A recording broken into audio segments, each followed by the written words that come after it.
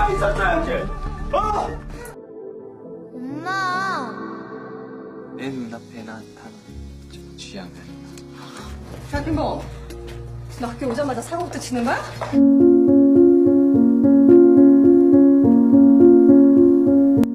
Kembali pada saat 20 tahun yang lalu, Taebom yang berjalan pulang ke gedung biliar dikejutkan oleh ayahnya yang berlari keluar dari gedung. Ia memutuskan untuk masuk dan ternyata kakaknya yang bernama Suna telah meninggal. Di rumah sakit, ayahnya tampak marah bahkan memukulnya. Ayahnya juga berkata bahwa seharusnya dia yang meninggal.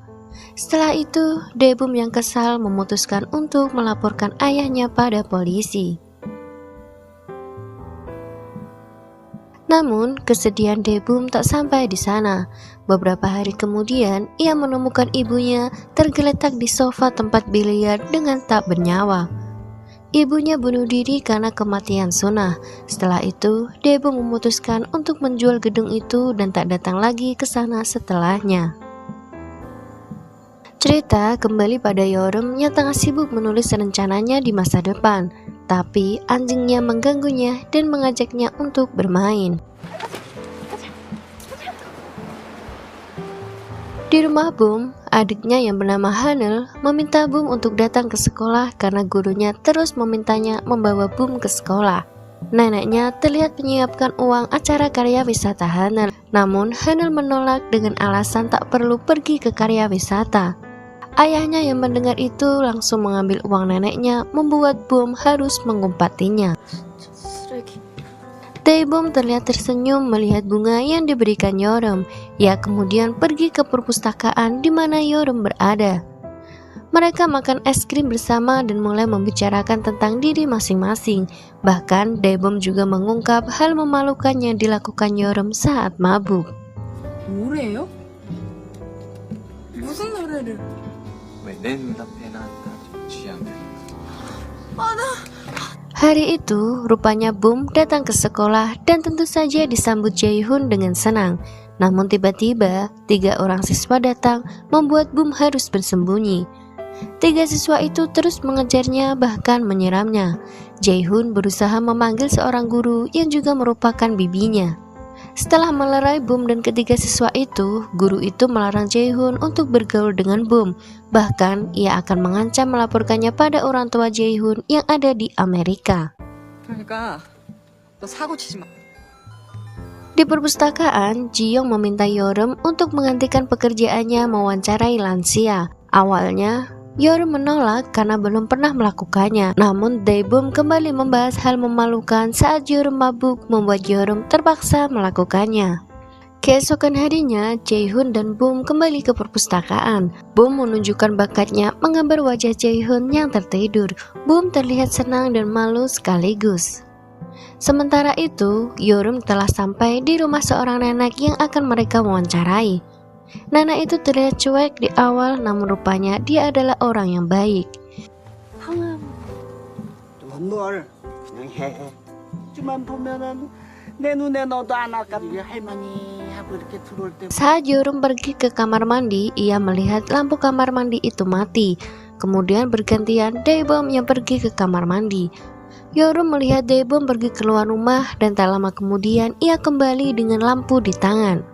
Yeoreum tersenyum senang saat tahu bahwa Taebom adalah pria yang baik. 근데 둘이 부부 아니에요.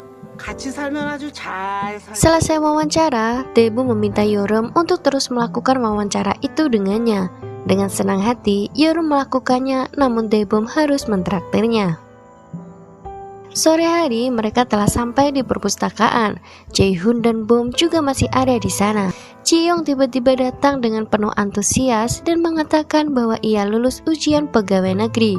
Semua yang mendengarnya terlihat ikut senang. Bahkan Sungmin yang saat itu tiba di sana juga ikut bahagia.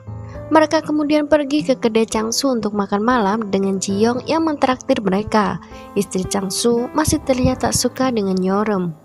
Di tengah acara makan malam mereka, Ji-young mulai mengatakan pendapatnya tentang Boom.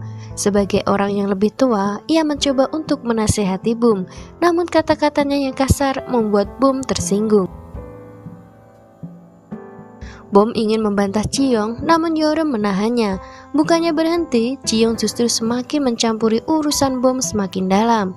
Beruntung, Yeoreum menengahi ucapan Ji-young dan mengatakan bahwa semua orang tak punya tujuan hidup.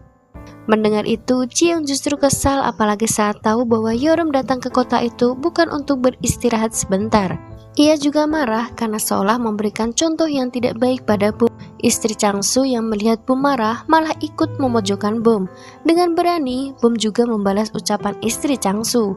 Keributan bahkan terjadi di sana. Bom yang kesal lantas pergi dari tempat itu disusul Jae-hoon. Acara makan malam itu terpaksa diakhiri lebih awal.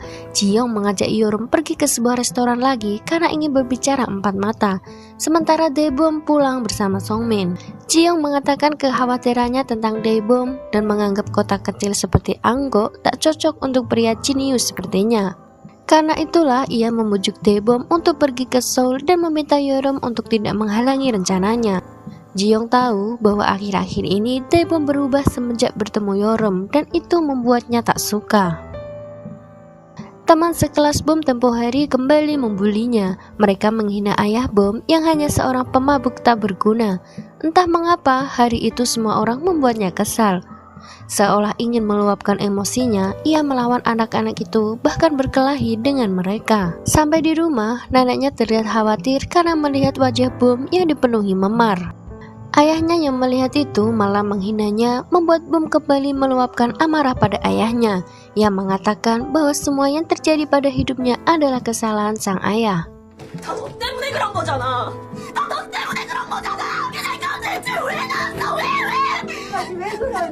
Mendengar itu, bukannya minta maaf, ayahnya justru membentak Bom, hingga Bom memutuskan untuk pergi dan menginap di rumah Yeoreum. Yeoreum menyambut kedatangan Bom dengan baik.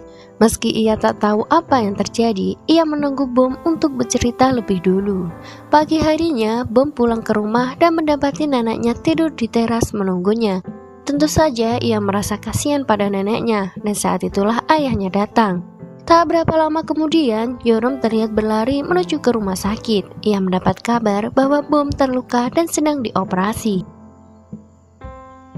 Di perpustakaan, Dae-bom dan Jae-hoon sedang menunggu Bom dan Yeoreum. Bae-jun yang sedang bermain dengan teman-temannya memberitahu bahwa entah Yeoreum atau Bom terluka dan dibawa ke rumah sakit. Mendengar itu, Dae-bom dan Jae-hoon bergegas berlari menuju ke rumah sakit.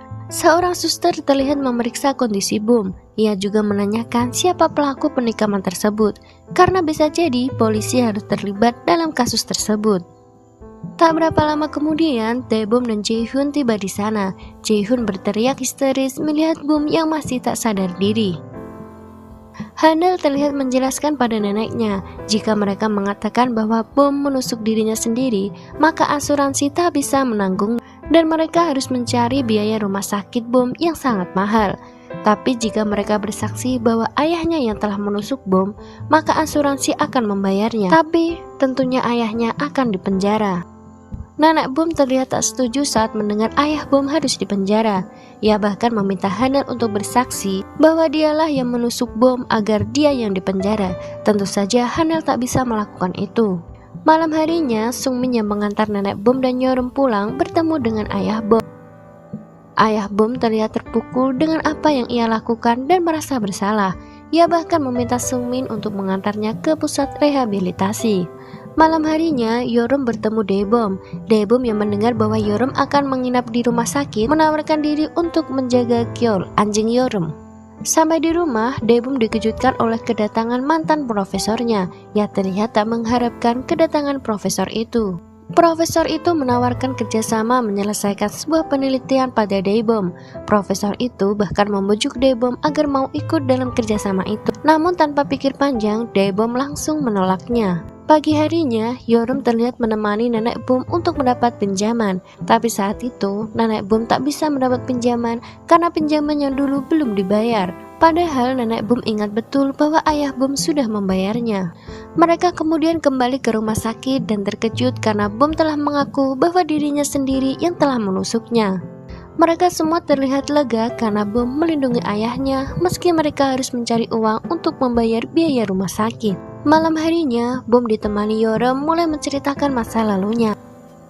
Dulu, ayahnya bekerja di tempat yang jauh dan hanya pulang sekali setahun. Saat ayahnya pulang adalah hari-hari yang sangat ia tunggu. Ia begitu menyayangi ayahnya dan sering pergi ke kafe mangga bersama. Ia hanya ingin menghabiskan waktu dengan ayahnya.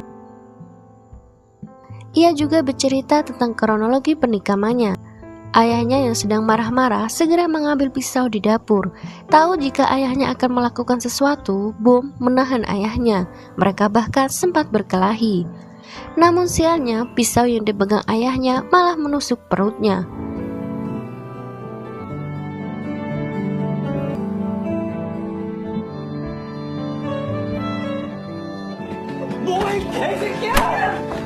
Pagi harinya, Sungmin terlihat sibuk menelpon beberapa orang untuk mendapat uang biaya Boom. Saat itulah Yoram datang dan meminta Sungmin untuk mengembalikan uang sewa. Saat tahu bahwa Yoram meminta pengembalian uang sewa untuk membayar biaya rumah sakit Boom, Sungmin tak memberikannya. Karena yakin bahwa sebentar lagi ia harus pergi dari Angkok, Yoram meminta Daebom untuk merawat anjingnya. Setelah itu, ia mendatangi administrasi rumah sakit untuk membayar tagihan Boom meski tidak sepenuhnya.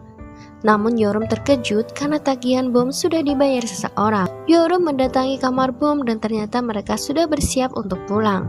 Semua orang mengira bahwa Yoramlah yang telah membayar biaya rumah sakit Boom. 너무너무 고마워서 이거 참. Beberapa hari kemudian, mereka mengadakan sebuah pesta kejutan untuk Boom. Mereka terlihat tertawa bersama, bahkan menjadi lebih dekat.